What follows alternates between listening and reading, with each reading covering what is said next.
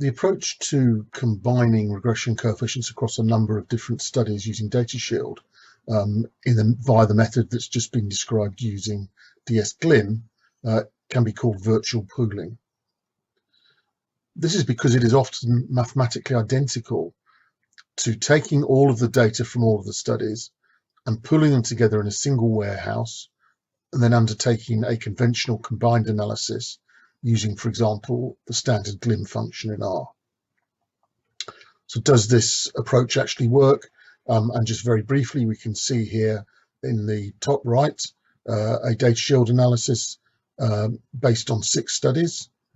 In the bottom left, a conventional centralized analysis using precisely the same data from the same studies.